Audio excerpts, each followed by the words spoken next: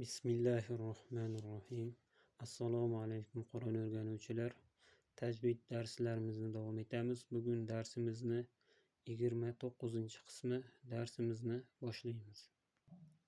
Bugungi darsimizda biz izhar mutlaqni o'rganamiz. Izhar mutlaq bu sukunli nundan keyin vav yoki ya harflari kelsa va bitta so'zda bo'lsa idg'om qilinmaydi.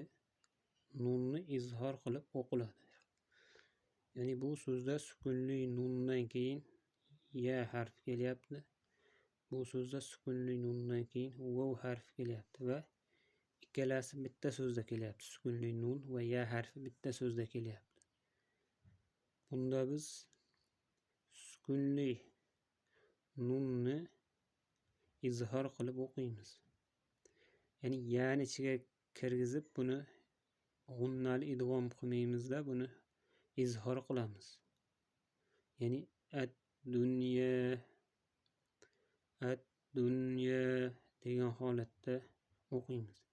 Ya'ni nunni izhor qilganda bayniya sifatiga ko'ra bir harakat ushlaymiz, ya'ni ko'p g'unna qilib qo'ymaymiz. Ya'ni buni ad-dunya degan holatda ko'p ushlamaymiz. Ad-dunya degan holatda izhor qilamiz. Keyingi harfimizda ham sukunli nundan keyin vav harfi kelib ikkalasi bitta so'zda bo'lsa biz nunni izhor qilamiz. Bunda ham nunni vavni ichiga kirgizib o'qib qo'ymaymiz, ya'ni g'unnali idg'om qilib qo'ymaymiz. Bunda ham nunni izhor qilib o'qiymiz. qinvan degan holatda o'qiymiz. bunyan qinvan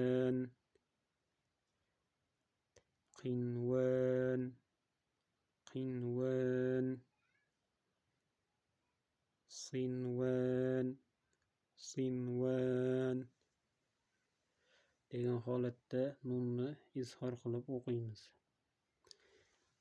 Ya'ni biz Baqara surasini oyatida namozni oxirida o'qiladigan duoda, ya'ni Rabbana atina fid dunya hasana deb nunni izhor qilib o'qiymiz. Ya'ni buni ixvo qilmaymiz. Ya'ni duyya degan holatda nunni yani ichiga kirgizib o'qimaymiz. Chunki bu joyda izhar mutlaq qoidasi bor. Sukunli nundan keyin ya harfi yoki vav harfi kelib ikkalasi bitta so'zda bo'lsa nunni izhor qilib o'qiymiz. Ya'ni yoki vavni ichiga kirgizmaymiz. Buni endi bu g'unnali idg'om bilan adashtirib qo'ymaslik kerak.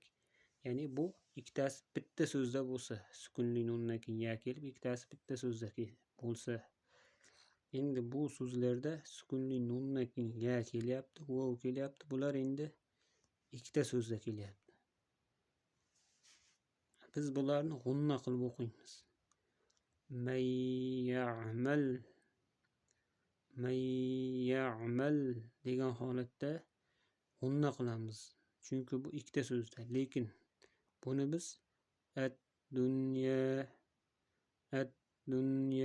degan holatda o'qiymiz. Nunni bayniya sifatiga ko'ra bir harakat ushlab turamiz. Bu joyda ham g'unnali idg'om qilinadi, ya'ni nunni vavga kirgizib mivvali degan holatda o'qiladi. Chunki bu ikkitasi ikkita so'zda kelyapti. Lekin bu joyda bitta so'zda kelgani uchun bu izhar mutlaq bo'ladi. Nunni izhor qilib o'qiymiz. Qinvan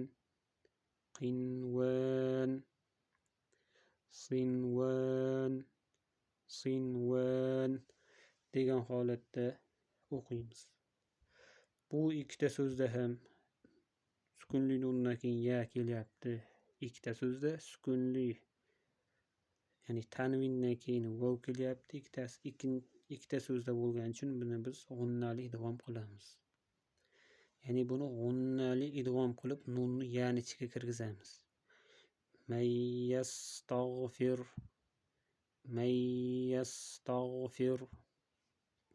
Bunu tanvin nununu ham vovni ichiga kirgizamiz. Alimu va hakim. Alimu va hakim degan holatda bu so'zlarni o'nni qilamiz, lekin bu joydan nunni izhor qilib o'qiymiz. Ya'ni qoidani yana takrorlayman. Sukunli nundan keyin ya va vov harflar kelsa va ikkisi bitta so'zda bo'lsa, nunni izhor qilib o'qiymiz. Ad-dunya, ad-dunya, bunyan, bunyan, qinvan, qinvan, sinvan, sinvan degan holatda nunni izhor qilib o'qiymiz. Endi bu so'zlarda nunni biz idg'om qilamiz. Yaga idg'om qilib, o'nnal idg'om qilamiz. Men ya'mal, men ya'mal, men yestağfir, men yestağfir, min vali, min vali, alimu va hakim, alimu va hakim degan holatda o'qiymiz. Ya'ni bu izhar mutlaq deyiladi bu holatda. Bu holat bu g'unnali idg'om bo'ladi. Ya'ni buni adashtirib qo'ymaslik kerak bo'ladi.